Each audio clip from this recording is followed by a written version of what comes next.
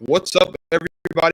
Welcome back to the Brother in Christ, my partner in women's basketball crime, Martin Stories, my guy. It's been a week. How are you feeling? It's been a week. You've been on vacation, wearing suits and eating multiple entrees and living the life, man. Yeah, man. Living the life. Living the life. Just Yeah, in the nick of time, it feels like, also, considering what's going on. Just a lot going on. A lot going on. Your Aces have played their last game of the season. Unfortunately, the Liberty took care of them, and we won't get into that. We may need to revisit that. We'll talk about that a little bit more later. But it's WNBA Finals time, man. It's finals time, baby, and this is kind of, well, you predicted it. I was the exact opposite. I said Vegas, Connecticut, so I was all the way off. That's true. You were all the way right. That's on true. It. We both knew that these were. I mean, it was clear that these are the two best teams all year. So I think it's gonna be a basketball treat, man. Some great basketball about to be played. I'm pretty sure. I've never been more upset that I got a prediction right. I'll be honest. In the 4 years I've been doing sports, this might be the most upset I've been at a prediction right. But to your point, I mean, these have been the best two teams all season. They are the number 1 seed and the number 2 seed. The Liberty looking to win their first championship ever in the history of the franchise, and the Lynx looking to win their first championship since 2017, I believe it is. So it's been 7 years for the Lynx. It's been never for the Liberty. There's a lot to talk about. We're going to talk about. We're going to pick this apart from top to bottom, left to right. But before we do that, I do just want to acknowledge, because we've acknowledged it at least the past couple weeks on the show, a new player for Unrivaled has been announced, and unironically, it is Courtney Williams. Which is fun.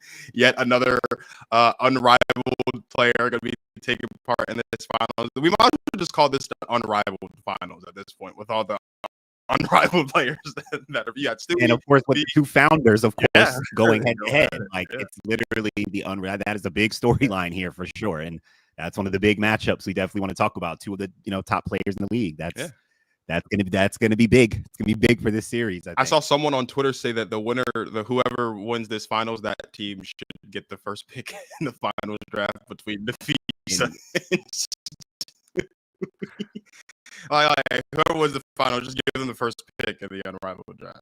I mean, I'm thinking the unrivaled team, and they've been doing such a great job with their rollout and their marketing and everything. I would have to assume that they have something up their sleeve to somehow capitalize or get some kind of plug or promo or something. There's got to be a plug there. I mean, this is almost too good to be true for them. This actually has to be the perfect way for the WNBA season to end, to feed right into the unrivaled season, is to have the founders to have one of the founders winning the championship. Let's get right into it, because like Martin said, there is a lot to talk about. So we're going to go ahead and hit the intro. No matter what it takes, we must protect our queen. I mean, I just love playing the game. It's fun. I'm reacting on what the defender does. I hit them with a hezzy.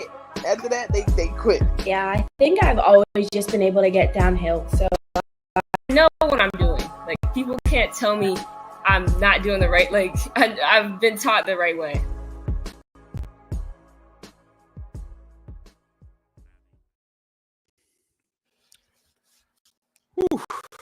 Exciting times, man.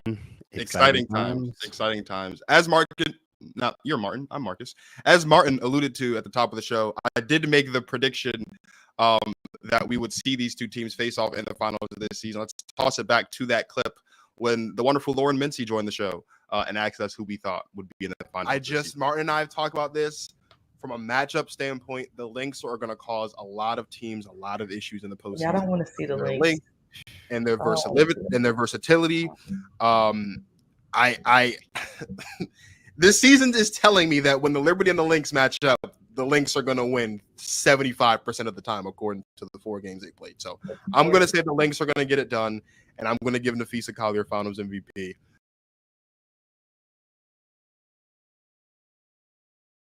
You were on it, man. You were on it. Your prediction might hold. Anyone who's tapped in, who's watching live, Make sure you tap in with us in the comments. Give us your finals prediction. We're about to really break down and chop up this WNBA Finals matchup. We're excited for it. Game 1 is tomorrow night.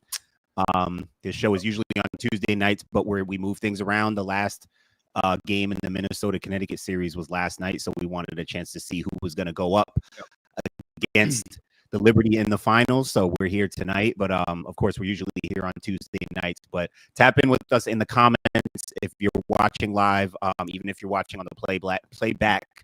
Hit us in the comments with any thoughts or feedback.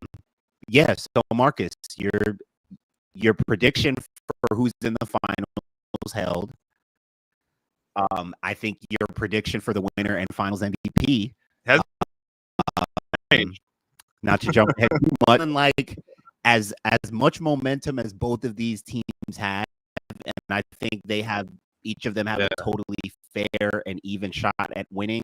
If I'm leaning toward one team right now, performance by performance from the Fisa Collier.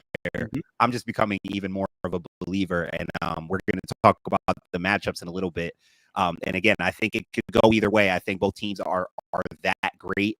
There's a lot of context to both. But what are you feeling? Gut feeling right now? What's your instinct about your pick? You're still feeling confident about I'm more confident that the Lynx are winning the championship now, as we sit about 24 hours before that game. For starters, a lot of it has to do with the Fisa Collier. We're going to talk about her in just a second, and all that she's doing. But mostly, it's a point that you made, and I don't know if it was where you had made a point that whoever came out from that series, whether it was Minnesota or Connecticut, would be more battle tested because those are the two most physical teams in the league. And I just feel like the Lynx are more ready to be in this moment, and they're more ready to win a championship than the Liberty. It doesn't mean I don't think the Liberty are a good basketball team or even on the caliber of a championship team, because of course they are. But when you look at the two teams that the Lynx had to play, the Liberty had a cakewalk to even get to the semifinals. No disrespect to the Atlanta Dream, but like they dog walked the Atlanta Dream in both games. It wasn't even really a competition, I'll be honest. Atlanta did try to make it a little bit competitive for like the first 20 minutes of game 2 in the first half, but after that it was off to the races and they punched their ticket. Same thing with Vegas, right? Like Vegas was able to steal a game to avoid the sweep in game 3, but when you look at the series overall, that wasn't really a contest. Like the Liberty were up significantly on the Las Vegas Aces, the two-time defending champions, quite easily in all 4 of those games. So whereas for the Lynx, they looked great against the Mercury. I know that they swept the Mercury, but remember in game 2, the Lynx had to fight back from down like 16, 17, 18 something points like that to come back and get the win. I think that was the largest comeback win to that point for them all season. And then of course they go all 5 games against the Sun. Like I'm more confident that the Lynx are going to win this series now than I was when I made the pick when Lauren asked this a couple weeks ago. I just think they're more ready. I think they've gone through more. They've had to really figure things out, and they've been put in much more tough positions. The Liberty are, I think, in for a rude awakening on game 1, I think. Interesting. I'm more and more a believer in Minnesota. Where I might disagree with you, and we're going to find out, is, and somehow you are underestimating the value of, and maybe it's the fan coming out in you. Maybe you might have a little spite in your take here. I'm gonna take it at face value and just trust that you're giving me wholehearted basketball opinion here. But I think we're gonna see and find out, because I slightly agree with you. I feel like Minnesota's ready. I do think that Connecticut series tested them. But I think that New York beating Vegas was huge for them. And I'm really looking for kind of one or two things. Like, I don't think New York is going to come out complacent. I don't think they're satisfied. They don't have the mentality that they've won something. But it was a huge get over the hump moment for Sabrina, for Stewie, for that franchise, for any franchise to beat the Aces this year was going to be a huge moment. But the fact that it was New York to take them out in the semifinals after losing to them in the finals last year, and even to, the Kelsey Plum comments, Stewie said she kept receipts like that. That was big for their confidence. Now, again, I don't think the Liberty are of the mindset that they're satisfied at all, but we do have to watch to see if after you beat the bet, I'm not to say Vegas was the best team in the league, but they're the 2-time defending champs, and it takes a certain amount of confidence and conviction to go out there and still beat them. Like in game 3, bro, Vegas, I mean, they didn't just beat them. They Sabrina had 4 points. She barely even got shot. Not only did she miss shots, she barely got shots off. They got back to like, yo, we can turn this on when, not when we feel like it, but like we still have the ability to turn this on. Yep. And maybe they did lose a little bit of their edge, the Aces, like Becky Hammond had talked about.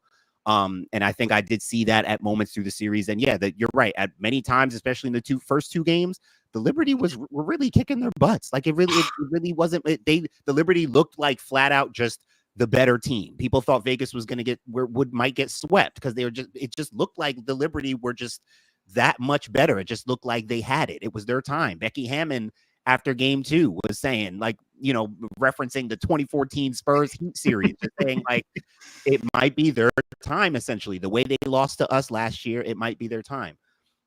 So I just think you have to watch for how confident the Liberty come out after having taken down the Las Vegas Aces. I just think we've seen a different Sabrina all year. She had, the one game slip up again in game 3 when Vegas really jumped on her, but then she came back and got it right back in game 4, hitting big shots and getting to the basket, turning corners. Like, they responded, the Liberty did. So that's what I'm watching for first, because I think either the Liberty may be in for a rude awakening. And the only way I think that might be true is because Minnesota is so similar to them in that they're structured, they're disciplined, they're talented, they move the ball. Like there's a lot of similarities between these two teams, offensively and defensively. So I think it's possible that New York's in for a rude awakening only because they're going up against a team that's very much like them. They're going to have to tighten up and be really sharp, like they were against Vegas, but Minnesota's just kind of like a different kind of animal. So that's where I slightly push back and maybe disagree, because I do want to watch to see that. Like I expect them.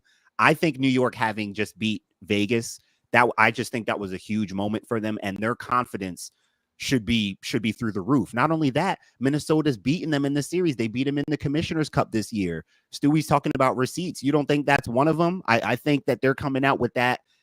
They're going to try to come out with that same fire and edge, like they have something to prove, because they still do. They still need to win it. They were in the finals last year.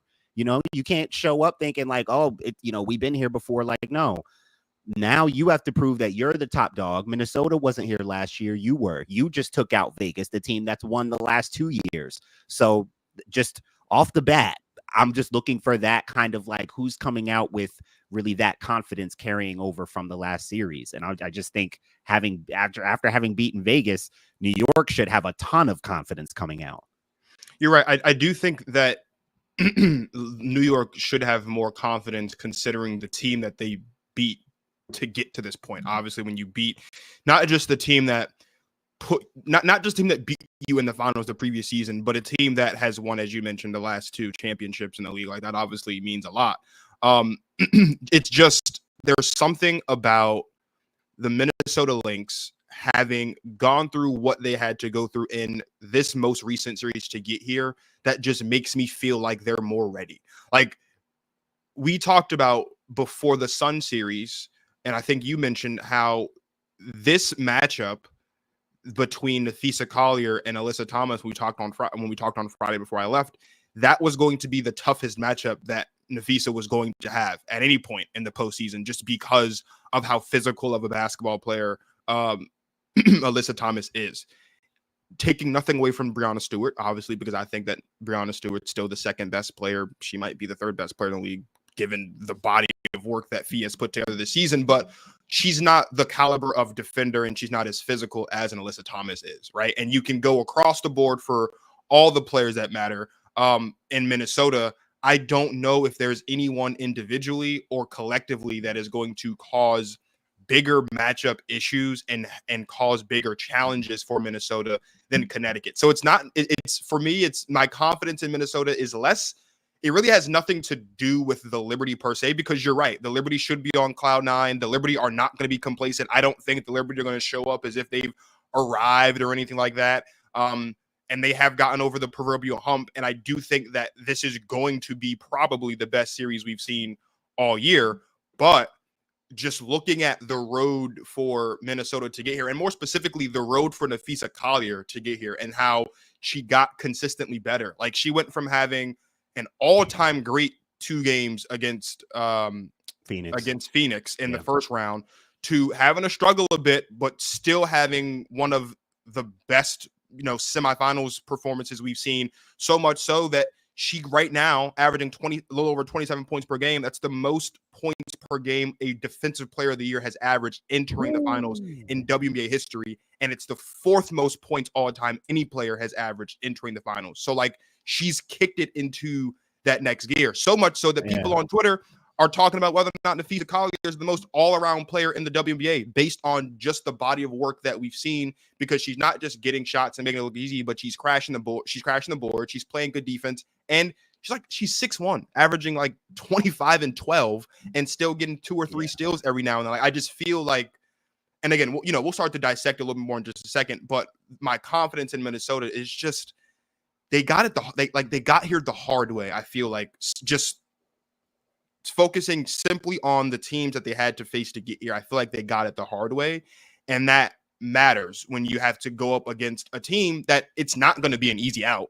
Like, they're going to have to dig deeper to get there, because this is a team that has now been in the finals for back-to-back seasons. And this Minnesota team is relatively new here. Like, this isn't the Minnesota team of 7 years ago that like seemingly lived in the WNBA finals, right? Like, the road to get here was a long one. It was an arduous one. This is a team that was booted out of the first round by the Connecticut Sun last season. So even they got a little bit of revenge in their own right, not to the level of the Liberty over the Aces, obviously, but there's a lot to like for me. There's a lot to like about Minnesota and why I think that they'll get it done. And we'll talk about it in just a second. Yeah, for sure. I mean, there's the 27 points a games. Also, I saw the second highest point average of any player in the playoffs in WNBA history. I don't know who has the first, but 27 points a game is the second highest. Nafisa also has the record now for most consecutive playoff games with at least 25 points and 10 rebounds, 3 straight games. And that's a WNBA record. Yep. So she's having a dominant and frankly, one of the most dominant playoff runs that we've seen. Yep. I give you Connecticut. I don't know if I'm giving you Phoenix. They basically dog walked Phoenix. I mean, for the most part, like I don't know if I could give you that. Like, we had them as kind of a dark horse coming in, but they were clearly outmatched. I give you Connecticut. I give you that they're battle tested. What I will say is that New York, and why I'm so excited for how even these teams are, is because both teams are elite on both ends of the floor. And this is the first team, like Connecticut's elite defensively. They got a little better offensively because they got Marina Mabry, and Ty Harris came back in that series. I think that kind of made things a little funky for them with the rotation, like just with her. I mean, she looked great. She came out and looked great. I was glad that she got to get back out there, but looked like there was something offensively. They were still figuring things out. Offensively, they really looked lost a little bit sometimes. Yeah. But we know what Connecticut, does and is defensively, even though Minnesota was shooting a high percentage on them and at times, especially in that last game, kind of doing whatever they wanted when they were really in motion. I mean, they had games where they scored 90 points against Connecticut. So as great of a defense as they are, Minnesota still found holes and was still able to attack them in different ways. So, but again, I will say New York is the best offensive team mixed with defensive team that they're going to face by far. I mean, the two of them are they're the best teams that either of them have seen up to this point. And I think they've both been tested from the last round, New York with Vegas and Minnesota with Connecticut. And that's what I'm looking for, to see who's coming in with like the most confidence. And I think, the first thing we're talking about is like the 2 best players and how important that's going to be for this series, because I think it's going to be huge. So let's jump right into that. Before we want to do that, just quick shout out to XL who's tapped in with us. We appreciate it. Anyone else who's tapped in with us live, feel free to hop in the comments. We want to join in the conversation as well. Let's toss it. Shout out Dr. Tube. Let's toss it to a clip of Martin Sori's talking about Napheesa Collier scoring before we jump into the Napheesa Stewie matchup. Even if you're watching the games and how Napheesa scores, it's similar to Asia. It's very simple. Like, it's not like they're giving her the ball, like get us a bucket. She can do that, but a lot of it is out of two-man game, pick and roll, offensive rebounds, good cutting, right? She's just a great basketball player, great awareness, knows where to be, runs the floor, good hands, good, like, and having those things can help you get 40 if you're inclined to like go after it and score. Like, most of her points are layups. Like, it's not, if you watch her highlights, you're not seeing a whole lot of like, creative fancy stuff. It's good movement, good cutting, a lot of layups, shooting the shot when she's open. Like, it's not anything too crazy.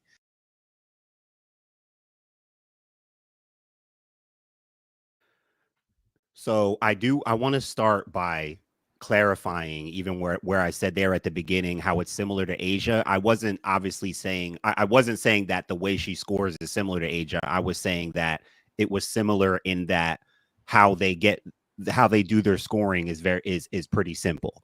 Napheesa is more of a dual forward.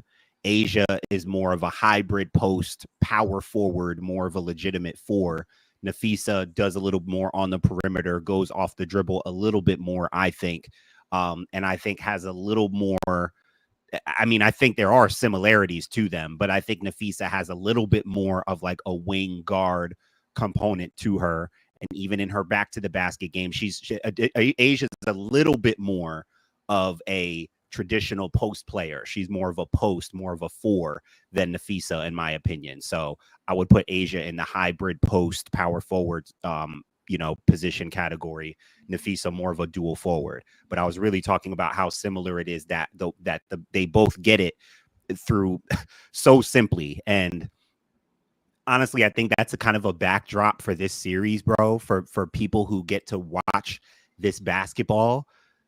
Again, these were the two best passing teams all year, the two teams with the highest offensive rating, the two teams who were just the best basketball teams all around. Like, you have talent, but also like the unselfishness, the balance, the passing, the way that they get their baskets, the 3-point shooting, and the way they play. I just think people are really going to be in store for like, and look, I mean, starting right here with the two best players, like, these are two really special talents. And just like a quick thought on Napheesa to carry over from that scoring kind of thought I had about her, like as a scorer, because I feel like I've been watching Napheesa and really like just feeling out her game more. Like, this is the most I've been able to really watch her and observe and like really get a feel for like why she's so great. Like, but she's putting up 40 in the playoffs. It's like, you should sit down and take a look and see, okay, how is this girl doing this? Like, what makes her special? One thing I'll say, bro, is that, and you mentioned Napheesa 6'1", but she really plays like 6'3". She's 6'3", and her wingspan's probably around like 6'3" to 6'5", honestly. So she's able to play bigger than what she's listed as. I think that Napheesa Collier's motor is not being talked about enough. And I think it's because she's not as outspoken and celebrating and yelling or stomping or doing the things that other people with a little more personality do when they're playing and when they're dominating. She'll give you a little scream here and there. Like, you can see the competitiveness in her body language after an and one, or she'll get physical, she'll get chippy and stuff. But she keeps it so calm and cool while with this like high motor. Because when you look at her crash the boards, when you look at her flash and cut across the lane when they find her, and she gets the ball and she looks like she goes into a mode where you really can't stop her, between her strength and then her touch as a shot maker. Like, even when I talked about her scoring and how it's so simple, I don't want that to make it sound like I'm not acknowledging how super skilled the woman is.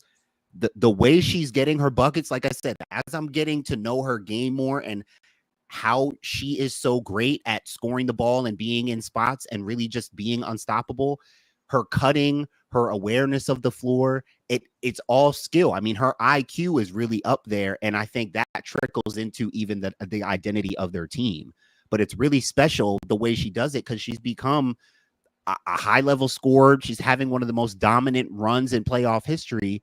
And again, like I said in the clip, she's not doing anything too crazy. Most of it is within the confine within the offense. Like, she's not ad-libbing or going off script too much. She's not going one-on-one a whole lot. She can when she needs to, but I think it's just such a really special combination of high level skill, of motor, which, like I said, I don't think people are really talking about enough, because when you watch her, you're seeing someone who's really going super hard, and it may not seem or feel like it because she's not celebrating and pumping her chest and yelling a whole lot, but it's there, and it's why people can't stop her. It's why Alyssa Thomas was having fits in the last series. He shot 63% in that series with Alyssa Thomas as the primary defender. That's insane for someone to be like. The more game by game, I saw Nafisa Collier getting more comfortable with that matchup and doing more of what she wanted to do with Alyssa Thomas, with just footwork, stepping through, shooting over the top, like shooting touch, understanding of space, angles. It's all there, bro. It's really tough. And when you watch it, you may not think it's like too crazy, but it's really special, man. It's really special what she's doing and how she does it. I think I think the Nafisa Collier matchup defensively for Breanna Stewart is going to be probably a more difficult matchup for Stewie than an Asia Wilson matchup was this year, or what it was in the finals last year. And a lot of it has to do primarily with the fact that Nafisa Collier affects the game in more ways, I think, than Asia, like offensively, right? So we talked about maybe a month or two ago, Asia, how insane it is, right, that Asia Wilson at her position with the way that she plays basketball being considered the best scorer in the league, right? Taking nothing away from that. And I'm not saying that Nafisa is a better scorer than Asia, because I don't think that.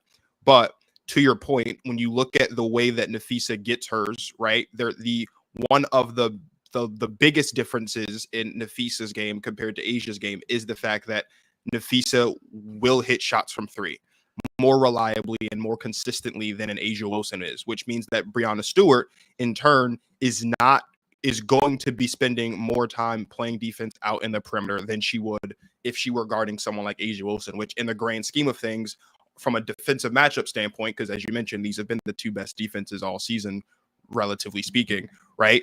Stewie's going to have to exert more energy on the defensive side of the ball, I think, which could play to the Liberty's disadvantage in that route, right? If Stewie's if Stewie's going to be the primary defender on Nafisa, which I think she should be, right?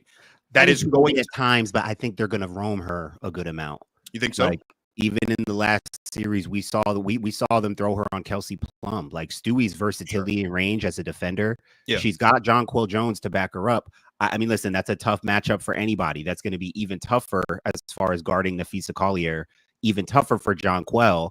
It's one of my big question marks for the Liberty with matching up with the Lynx, is I just think their forwards and their front court have a little more agility and mobility, where Jonquel is really going to have to be locked in and alert, because Alana Smith can step out behind the line. She can hit that three from behind the line. So she can pull Jonquel out.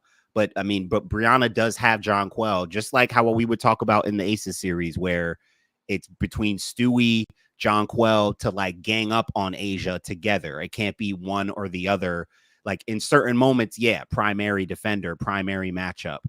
But I do think, and again, you can't just put anybody on Nafisa, but hey, Leonie Fibic is 6'3". I mean, Benaja and Lainey Hamilton, is not, is small. Like, she can guard bigger players. So I think the Liberty will try to switch things up, especially with Stewie being secondary defender, to be able to wall up on the feast a lot. So I that's, even for the reasons you were getting into, as far as like, you don't want to wear last 3 minutes of the game clutch moments, maybe, yeah, but like throughout the game, I think we're going to see a lot. Yeah, no, and that speaks to. I mean, we'll see the same thing. I think even on the other side, same reasons, because both of these teams are very versatile and have the switchability on defense. But just when we do see those moments, when it is Stewie and Nafisa that cause some issues in a way that we don't typically see those types of issues for Stewie defensively, because she's long, because she's a slight. That is something I'm especially going to be looking out for, because Nafisa has the ability to stretch the floor and pull Stewie out. The longest defender that Nafisa has had to see this entire postseason as well, like consistently, even with all the switching and things. Alyssa Thomas was obviously a defender in the league. Like,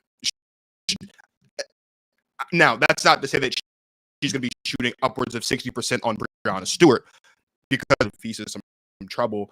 I just am interested to see when we do have those moments when it is just Stewie and it is just Nafisa. When, like you talked about, when we talk about one of your shot when they need that shot, right? In those moments when the Lynx need the shot down the stretch, either to ice the game or to keep the game close, and the ball is in Nafisa's hands, we know that Breonna Stewart excels in those moments defensively. It's going to be interesting. That's what's going to make it interesting, because she has more. Asia Wilson does. We know Asia Wilson can go get you a shot down the stretch when you need one. Obviously, because you kind of know where it's coming from, right? Like, there's only so many ways to being able to hit a shot from all three levels. That adds another component of that when you need, that big shot down the stretch to ice the game or keep it close. And that's the part, to me, that's going to be get the job done. These games, the offense, because I think offensively they're going to cancel each other out. Like, Nafisa is good for 25, and we know in these moments, Breonna Stewart can be good for 20 to 25 points in all these games. Yeah, no, that's fair. I do totally agree with that. And I think, like, for me, and I do look forward to seeing them match up, like, head to head. I mean, I help but think that, and it kind of goes without saying, playing, it's interesting, like, as you compare, like, Nafisa to Asia and, like, the Lynx to the Aces, the biggest difference, I don't even want to say they have been running their offense through Nafisa through the playoffs. I mean, they've made it, I feel like they've made her more and more right now. The offense is going through her more, but you have more of a balanced attack, little more ball movement action with Minnesota, whereas Vegas, you have these lot of talented players, so that kind of comes with it. But it's just interesting, that contrast, because when you look at it that way, that's the big difference, is that Minnesota has more of that balanced ball movement. Everybody touches it. Everybody gets shot style. But then when it's time to get Nafisa the ball, they get Nafisa the ball, especially the way that she's playing right now. But I do think the nature of this series is going to be dictated by Stewie and Nafisa, how well they're playing and who is going to be the more dominant force. Stewie came out in game 1 against Vegas and just totally dominated them. She did. Which one of them is going to come out and say no? Because look, you kind of alluded to it. And look, this is the reality. It's a real conversation to have. And I think people should be having this conversation after we see who wins this finals matchup, who's the finals MVP, etc. There should be a conversation after this of who is the best player in the world. Asia Wilson had a historic season, and she has the best player in the league, she has that mantle right now. But after we have a new champion, and a new finals MVP. And depending on how Nafisa or how Stewie goes about their business in this, there should be a viable conversation after this based on what we're about to see about who's the best player in the world. Because we came into the semifinals, I thought, with, arguably in terms of impact, and it just made, even you look at the four teams, you had whether you say the four best or the four most versatile, probably you could say the four most versatile players in the WNBA. Alyssa Thomas, Nafisa, Asia, and Stewie. I would say those were the four best players, right? Yeah. Like, and you could you could argue those are the four best players in the league. So not to just flat out say whoever was going to win this is now the best player in the league. It's about how they do it. But, to your point, you brought it up. People should be talking about Nafisa as possibly the best scorer. Like when you have a run like this, and then if you win, those are the conversations that start happening. That's why this matchup is huge, because either one of them could come out of this with an argument as, okay, they're the best player in the league now. And I know Asia Wilson people might get upset about that, and understandably so, but I'm just saying that's when conversations should start to happen. That's what happens year to year. New winner, new top dog, new finals MVP, like a new conversation starts to happen. It might be my bias, so I'll have to sit on it and think and come back with a definitive, with a better answer in a couple weeks. But I would venture 100% simply because of the way that Nafisa Collier has been playing. Nafisa Collier's run, before we get into the next matchup that we're going to break down, Nafisa Collier's run in this postseason is reminding me a lot of Giannis's 2021 run to the finals. Because without, the only difference is obviously Giannis had like accolades to his name prior to getting to that finals, right? Nafisa obviously having won Defensive Player of the Year, but Giannis had like 2 MVPs and I think a Defensive Player of the Year or 2 before that season. But Giannis entering that season, it was all about like, we know what he is in the regular season, but can he finally get over that hump in the postseason, right? And he went on a run unlike many that we've seen in the history of the NBA to win that championship. Like, I would say in my lifetime anyway, because I'm only 21 years old, like the only player I can think of that would have had a more dominant run than that 2021 run for Giannis would be, any of LeBron's runs in the playoffs, because that's just how great he was. But at the end of that finals, that conversation was had of, is Giannis officially now the best player in the world? Because the one thing he was missing was the championship. The way that Nafisa Collier has been playing, averaging almost 40 points in the first round, being the first player to get 25 and 10 in 3 consecutive games, shooting 63% on arguably the most physical defender in the league in Alyssa Thomas, right? Dominating everything to this point. If Nafisa Collier continues this, if she continues to be a 25 and 10 player through the course of this finals, if she wins this matchup against Stewie, leads this team to a championship, a team that 2 years ago had a losing record and a team last year had a losing record and still stuck into the playoffs. Thinking about all of that and thinking about the player that is Nafisa Collier now, if the Lynx do in fact win the championship, no super team that's like no, a Giannis no too, super similar team, to Giannis, which is like another thing. It's all organic. No one's accusing them of being a super team. If Nafisa Collier gets it done, Nafisa Collier, I think 100% will have jumped over Stewie in that conversation. Okay. And I think you have to have a conversation about whether or not she's at least on the same playing field as Asia. Because, and this is another feather in her cap before we move on to Sabrina and Courtney Williams, there's one player that we said, if not for Asia Wilson's historic season, would have been the MVP this year. Right. And that's Nafisa Collier.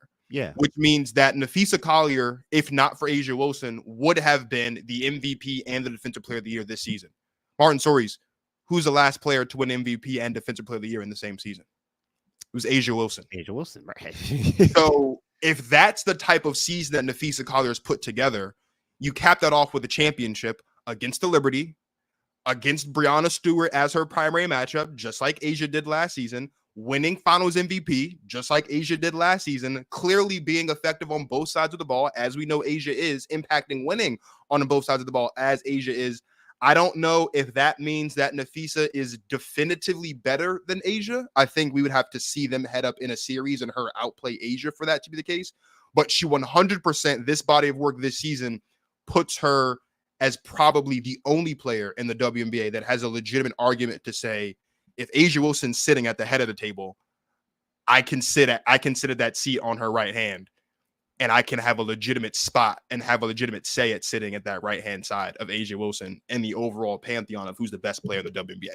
That's how good Nafisa Collier was this season, and that's how great Nafisa Collier has been this postseason. I think this is huge for her. It's opening a lot of eyes. Like, she's going to put a lot of people on. She has already, but if she goes on to finish this thing and beat the Liberty, because the Liberty are people want to see the Liberty win. I think they're the more kind of like, famous, popular team. They got Spike Lee at the games now, like Sabrina and Stewie. I think people are still learning Nafisa Collier's name. Yep. And last quick thing on her, she's almost at 50, 40, 90 right now. Like, think about what's even going on top of all the stats we already said. She's shooting 56% on twos, 45% on threes, and 88% from the free throw line in the playoffs. Out of her mind. And again, watching her, all you see is efficiency, motor, skill, and IQ. Like, this is what makes the WNBA women's basketball so fire. This is what people like us and so many talk about when you talk about the beautiful fundamentals, the elite fundamentals and IQ of the kind of basketball that you see from the top players in this league. Yeah, we've got creative players. There's sauce, there's all kinds of different styles. Like, we've got it all. But at the crux of it is really just high level fundamentals: cutting, passing, finishing, shooting touch, spatial awareness. Like, all the beautiful, wonderful IQ things in basketball are on display in the top players in the league right now. Nafisa, I think, is like the poster child for that, because when you watch her, I just feel like, I don't think people feel like they're seeing anything crazy, and they're not. It's just high level basketball with high IQ and high skill and high motor. And it can't be stopped. They haven't been able to stop her. Alyssa Thomas was throwing her hands up in that series. She was fed up. Like, I'd never seen her like that. She was totally frustrated because she was getting beat. Teammates are getting beat on the backside. She's like, yo, how was she slipping and just getting late? How was it? Like, she turns around. It's like, bro, it's just a layup, just open. Like, it's crazy, man. And it's Nafisa, and it's that team. That team is connected right now. They are connected. Real quick, before we move on to the next topic, I want to thank everyone that's watching with us live, listening with us live. Please, be sure to tap in with the comments. Let's move on to another matchup, one that is particularly interesting to me, and it's something that we talked about a bit before the show. It's the matchup between Courtney Williams and Sabrina Ionescu. Sabrina, as I've said a couple times in the past couple weeks, answered your call, right? At the top of the season, when we previewed the show, or when we previewed the year, you called out Sabrina Ionescu. You said she needed to have a big season, and she did. She had a fantastic season. She was comfortably in the MVP race, before the Olympic and the All-Star break. Continued that into post All-Star break, and obviously has been a big reason why the Liberty are in the finals for the second consecutive season. Big reason why, obviously, they were able to knock off the Aces in the last round.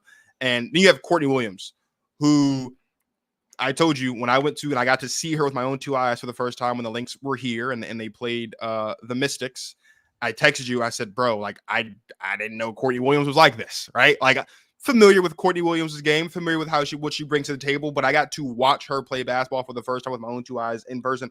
And it's different. I will say it's different watching basketball in person in the media box than it is on my couch just watching the TV. You get to see a lot more things in person. But this matchup is particularly interesting to me because, as you mentioned in our messages, Courtney Williams is not at all the caliber defender of a Jackie Young or other guards in Vegas that was giving Sabrina fits in Game 3 of this season, also in the finals last season. But if there's any hope to slow down Sabrina Ionescu and mitigate her offensive attack, that hope lies in Courtney Williams' defense. That, to me, is what makes this interesting. Like, Courtney Williams is... The other night I said she was their best perimeter defender. Now that I'm sitting here thinking about it, she's probably not their best perimeter defender, you would probably say that's Nafisa just because of how versatile she is as a defender. But if she's not their best perimeter defender, she's definitely their second. Like, and so again, we talk about versatility, we talk about the switching. There's probably going to be some switching going on, but primarily, I expect Courtney Williams to be on Sabrina Ionescu, and she has to find a way to do to Sabrina what the Aces were able to do to Sabrina in Game 3, which is keep her quiet and keep her as quiet and non-impactful as possible. Because to me, I really think that's the key, right? If you look back at that Aces series last year, the one thing that we noticed is Breanna Stewart had to do a lot of the heavy lifting. Jonquel Jones didn't really have the impact that we thought she would have in that series. Sabrina Ionescu certainly didn't have the impact that we thought she would have in that series. And both of those things together played a big part in why the Aces were able to get the job done outside of the fact that they were just the better team. Courtney Williams, I think, is going to have to play the best defense of her career in this series to mitigate Sabrina Ionescu, because the Sabrina Ionescu we've seen this season is light years better and offensively and light years more impactful than the Sabrina Ionescu we saw at the end around this time last year. And so that's the key for me. I'm not really concerned about this from an offensive standpoint because they don't actually do the same things offensively. Like Sabrina is more of a threat from deep. Courtney Williams, most of her game is from the mid-range. Courtney Williams, I would say, is the better playmaker, but defensively, Courtney Williams has to lock in on defense and slow down Sabrina as best as she can, because then you're going to have a situation where now the Liberty are going to have to be looking a lot more to Stewie and a lot more to Jonquel Jones to get the job done. And I think that limits the Liberty's offense immensely if Sabrina Ionescu is not clicking on all cylinders the way that she has been all season. Yeah, I think you're like spot on at looking at this matchup. I think when it comes to Sabrina, I don't think the Liberty win unless she gets on some kind of heater. And I do feel, going back to what I said about the Liberty having more confidence in this series, having beaten Vegas, I think the number one person that applies to is Sabrina, because she was the main person they were going after last year. I mean, literally like taking turns going at her, whoever she's guarding, give them the ball and expose her because she just couldn't stay in front of people. Yeah. And then hound her when she has the basketball because she wasn't comfortable with her handle. Now, apparently Sabrina just really had to get healthy. Apparently she hasn't really been all the way like physically healthy. That's been part of what, just hearing her and reading things and finding out more about like how she's looked and how she's moved. Apparently this is like the healthiest she's been in years. But she has obviously taken her game to another level, just when like literally just the simple things of like keeping her dribble when she gets below the free throw line. She brought her floater game really back into play. Like she's just doing more 3-level scoring things as a guard, way more comfortable with the ball in her hands, doesn't look as intimidated by, guards that are quicker than her, shiftier than her, more athletic than her. I can't help but think that Sabrina getting over the hump of beating the Aces guards. Again, she had the one slip up in Game 3 where she kind of reverted back to how she looked last year, but then she came right back out in Game 4 like she looked in the first 2 games, where she was really just handling them, turning the corner, finding openings. I think the Aces almost underestimated her a little bit and tried to treat her like they tried to intimidate her. Tiff Hayes is a bully. I'm sorry, bro. Tiff Hayes is a bully out there, bro. And she was still trying to bully Sabrina, and Sabrina got through it. She pushed through it. It looked like a totally different situation. She really wasn't having it. And she found a way to play well as a result. So, I mean, I just can't help but look at going in. I feel like this should be a favorable matchup for Sabrina. I look for her to come out and really shoot the ball and be aggressive early. She's going to get tons of ball screens. She's one of the players who get the most ball screens on any team in the league. Jonquel is going to be setting a lot of screens on Courtney Williams, and she's not as girthy, and Jonquel is going to get her up out of the way. Then you've got bigs having to hedge on Sabrina. You've got Jonquel in the short roll. Now she can get it and look to make plays there. So that's where both teams, I'm telling you, the passing game is going to determine this series. Not just the talent, the individual. Obviously, I said the best players, Stewie and Fee, they set the tone, but As far as the units, the passing game and the defensive rotations are going to determine the series, because these are two teams that are both very sharp with their ball movement and very sharp with their defensive rotations. So when since they both do both well, I expect both of them to really try to be sharp and stop the other team from getting that ball moving the way that they know they like to. And those are great points. And I didn't even think much about even the Sabrina Ionescu defensive standpoint. I honestly completely slipped my mind, because I do think, again, going back to the initial conversation about if someone needs a shot, like we know that Courtney Williams can, get the ball where she needs to get it and make a tough shot. And that is also going to be a component of this as well, is will Sabrina have enough defensive awareness? Because she's not a great defender by any stretch of the imagination. I wouldn't even go as far to say that she's even like a good defender. If we're she's being gotten honest. better. She's gotten better. Because even defensively, she stayed in Kelsey. She stayed in front of Kelsey Plum much better. She did. Again, the one game they were going at her, and it looked like she reverted a little bit. But but overall, she's better. She has gotten better. Like her game there. all around has better. But I still don't know if I would label her as I'll say like a defender to worry about. I'll put it that way, I guess, right? So like in those moments, we still know that Courtney Williams can get to her spots and get that mid-range shot wherever it is. And so that's another component of it. But again, like, and that's where, and sorry to cut you off, that's where they can put Stewie on. Like I said, you saw it in the Vegas series. They'll put Stewie on a guard just for her length,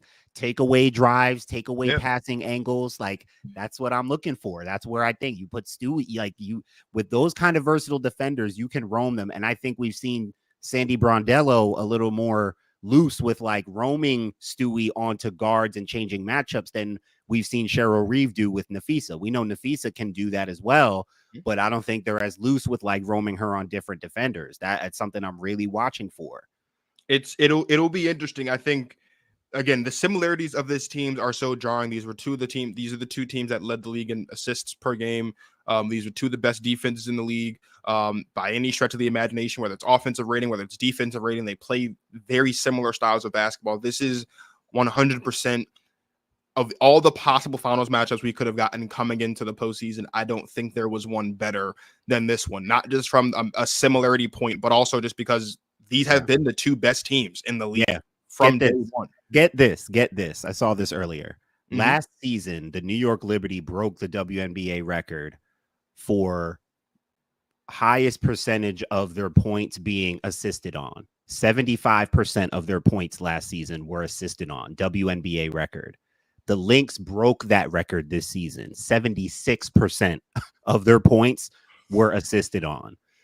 That's all you need to know about these two. These are I'm telling you, the passing game is going to determine this series. Which team is sharper, taking away the short roll passes, the backdoor cuts, the easy baskets, the ball movement, the transition looks. Like both teams have to be really sharp, because both teams are really sharp offensively, and they will move that ball, and they have different players who can make shots, who can make plays, and they're both super balanced. So on both ways, I'm telling you, I feel like we're going to see really high level basketball. If anyone thinks that there's no elite women's basketball, there's no elite basketball being played on the women's side, you're in for a rude awakening for this series, 100%. Before we get into our finals predictions, Martin Sories, real quick, let's talk X Factors. Give me your championship X Factors for the Lynx and your championship X Factor for the Liberty. I think my X Factor for the Lynx is going to be Bridget Carleton. The last game that these two teams played a month ago, where the Lynx won in New York, Bridget Carleton had like 18 points. 15 of her points came from three. She hit 5 threes. She made a ton of shots in that game. And I think she is a difference maker for them. I think they will need her shot making. I think they will need her on the wing. Kayla McBride as well. But I think Bridget Carleton, offensively and defensively, she may need to help out with Stewie a little bit. But when you look at the versatility, the range, and the length, and like I said, the mobility and agility of that front line, Bridget Carleton, Nafisa Collier, Elena Smith, that's what I think defines the Lynx, and where I think they can get somewhat of an advantage on the Liberty's front court, where I think on their side, for me, the X factor is Jonquel Jones. I saw the stat earlier. The Liberty they've only lost since Jonquel Jones has joined the team. when she gets a double-double, the team is 31-3. In the regular season, they're 24-0. In the playoffs, they're 7-3. So total in 34 games, 31-3 when Jonquel gets a double-double. And I think this matchup, I think she could wear out Alana Smith. I think it could go either way. That's a huge matchup on both sides there at the 5. But I think Jonquel is going to be the key to, if she can overpower Alana Smith and be just too much for her, because she can stretch it too and cut and shoot behind the 3-point line. Jonquel can do it all as well. And I think physically she can kind of wear on her. But I think Alana Smith with her mobility could give Jonquel some problems. But I think if we're seeing Jonquel get double-doubles, be physical, be active, be dominant, and be too much for Minnesota inside, where I think she does have a physical advantage, I think that can be the X factor for the Liberty. For me, my X factor for the Liberty is Leonie Fabic.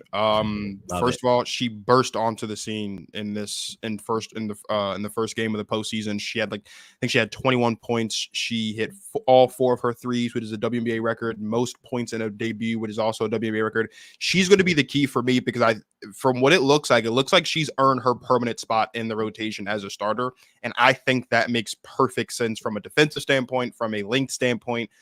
We've been talking online about the switchability and the versatility of both of these teams, but also from a shot making standpoint, you can't leave her open because you know that she's going to hit those shots. And that can be the difference when you have moments where I don't know if the Lynx are ever going to fully blitz Sabrina the way that the Aces did in game 3, but I can't completely count it out. And if the Lynx are going to be blitzing Sabrina, if they're going to be drawing a lot of attention to Sabrina and Stewie and Jonquel to limit those 3, then Fabic is going to have a lot of wide open shots, and she's going to have to hit those shots. And she's shown us that she can. So I certainly think that she can be an X factor for the Liberty. For the Lynx, it's tough because, as you said to me in our text messages we were talking about the show, it feels like everyone that's not the big 3 on this team is an X factor in their own way. For me, I'm going to say it's Alana Smith. The first time these two teams matched up way back in May, she had 15 points. She was a big reason why they won that game. She hasn't quite played at that level in the other 3 matchups that these two teams had against each other throughout the course of the season, including the Commissioner's Cup.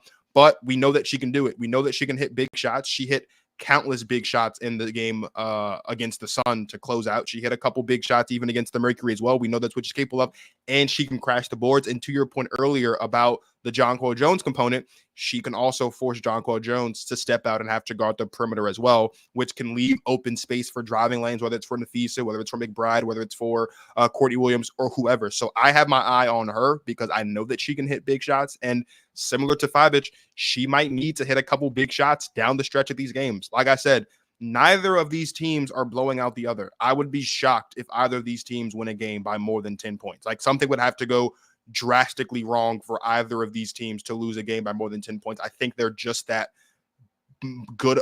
I think this matchup is just that similar, where it's going to be hard for either team to really get a stranglehold and just dominate one or the other the way that we saw them do to the other 4 teams that they've had to play to get here.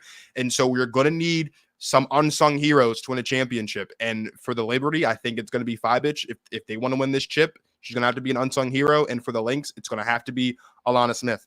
With all that said, game tips off tomorrow. First game of the finals tips off tomorrow at 8 o'clock.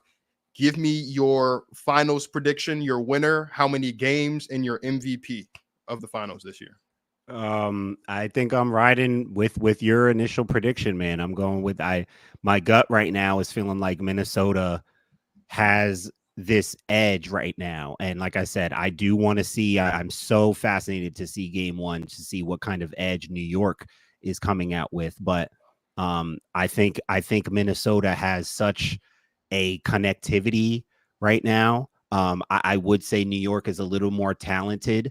And if New York comes out a certain way, like I said earlier, I wouldn't be surprised of either team winning. I think it could go either way. I'm with you. I think every game is going to be close to a classic, barring something just unexpected and tragic. I think every game is going to be high level, edge of your seat, down to the wire based on, the outcome based on just a few key possessions. That kind of series. But Yeah, I think I'm going with the Lynx. The Lynx in 5, man. Nafisa Collier, she's finals MVP. I don't think they win unless she is finals MVP and playing to that caliber, and I'm sure that she will. I'll add on to you so no Germans come after you. I'm pretty sure it's pronounced Feebitch. So make sure you give your girl some proper love. What's funny? I think the last time I talked about her on the show, I pronounced her name correctly, and then I came back and just said her name incorrectly. My bad. Yeah. I don't want no smoke. I don't want no smoke. Yeah, no, I listen to Ryan Rucco call games too much, so I got names like it's etched in my head, So yeah, my girl Leonie Feebitch, she is fire, bro. She is fire. I next factor. She's nuts, bro. Like I said at the top of the show, I'm more confident in the Lynx now than I was when I made the pick. Obviously, when I made the pick, I was distressed because Asia Wilson was in a boot at the time and things weren't going the way it needed to. But I do still have the Lynx winning. I do still have Nafisa Collier as my MVP. And so Nafisa after the game last night said that she can't wait to win the finals in 3. I do not think the Lynx are going to sweep the Liberty. I'm not an idiot. Wow. The Liberty have been, I think, the best home team in the WNBA. So I do not think they're going to get swept. However, I do think the Lynx are going to win their 5th championship in history on their home floor, giving the Lynx in 4 Nafisa Collier Finals MVP. I'm not going to lie. It's going to be, I think the story will be really cool if Minnesota wins. I think Nafisa Collier will be an awesome story to really put people onto just how great she is. It'll be a little, and Lauren asked us on the show when she came on a few weeks ago towards the end, if this is do or die for the Liberty.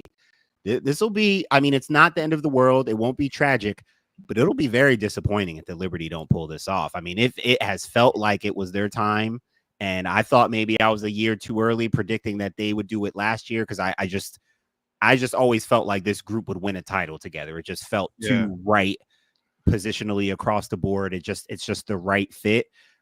It feels like, again, it could be their time. I think game 1 is going to tell us a lot. I cannot wait to watch that basketball game because it'll answer some of my questions, but it's tough, man. I see Minnesota is answering so many of my questions. I picked Connecticut to win the series. So for me, Minnesota is like winning me over. I feel like the Liberty are as good as I expect them to be. And Minnesota is showing me that I think they're better than I thought. So I think that's why I guess I'm on their side. But I wouldn't be surprised at all to see the Liberty come out and do it and win their first title ever. But to get that close, that would be tough, man. New York sports are booming right now. They could use a title. The Liberty sneaking in a title would be huge.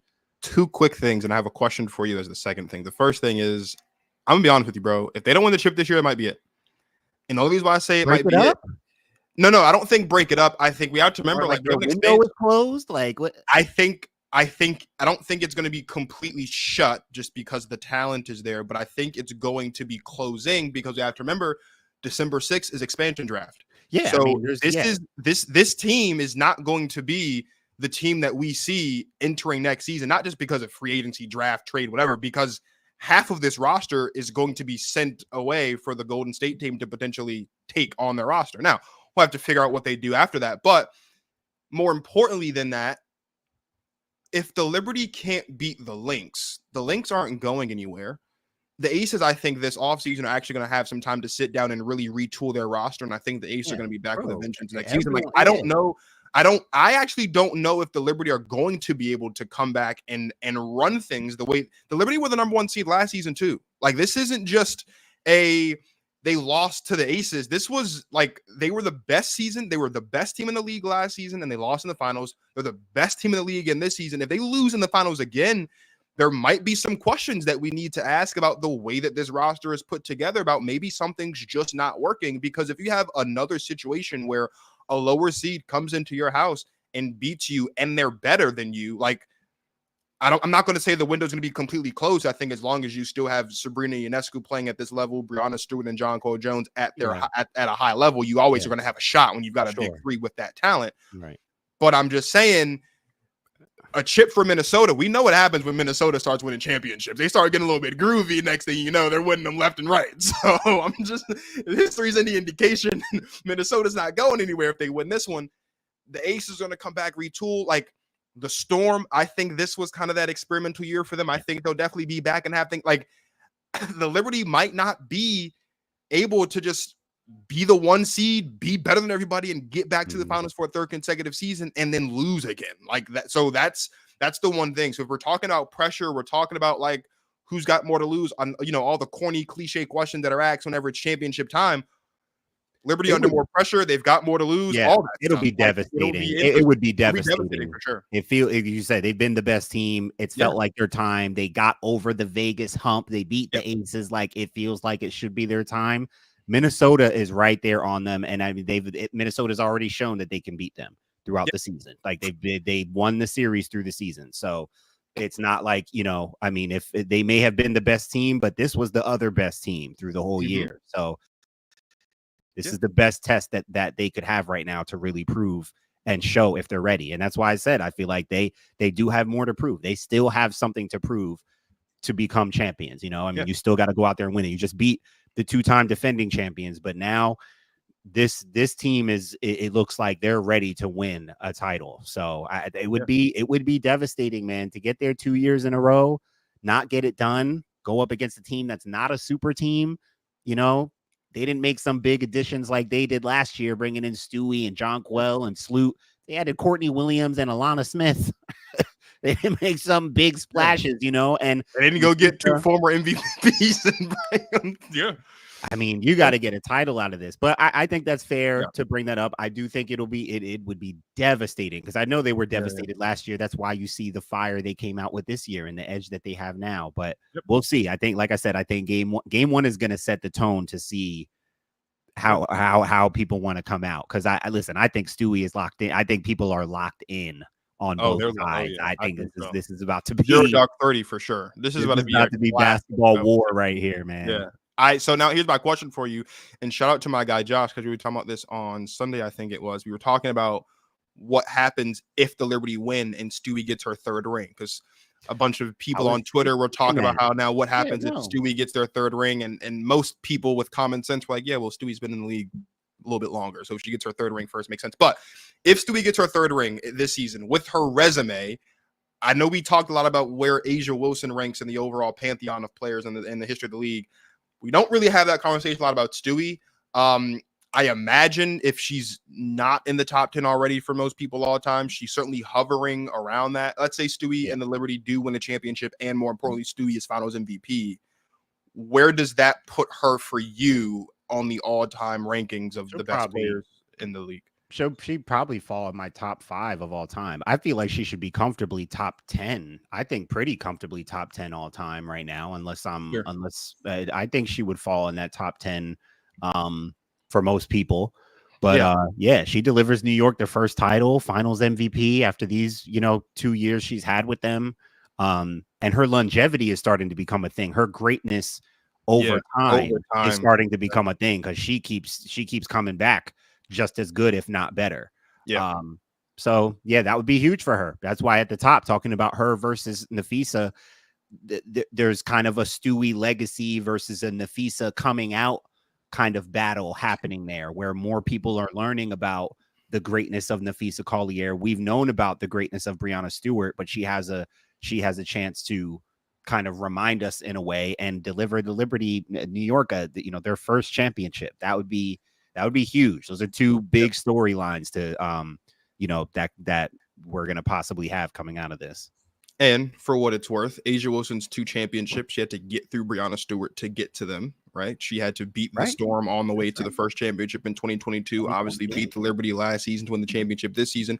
Breanna Stewart's championship, if I'm not mistaken, she has had at least one. They did beat the Aces in 2020 to win that championship. This would potentially be a second championship where she's had to get through A'ja Wilson to get another one. So in the Breanna Stewart, A'ja Wilson battle, things even up, and maybe we get to see him running back next year. And again, when you talk about the layers and the stories, that's a good one. It's just something I wanted to ask you, because we were talking about who ranks where and what this means for Stewie, because people on Twitter were saying, now what happens if Stewie gets her 3rd ring before A'ja? And most people are like, well, I mean, Stewie's been in the league longer, so if she gets her 3rd ring first, theoretically that would make sense because she's been in the league longer. But again, then you have the conversations about, super teams and all that stuff, which is why I think that's a great point that you made. If the Liberty lose as a super team to a team that's clearly not, that is another reason why a loss this year in the finals would be devastating. Last year, you lost to a super team. You just weren't good enough to beat another super team. That's reasonable. If you're a super team and you lose to a team that's not a super team,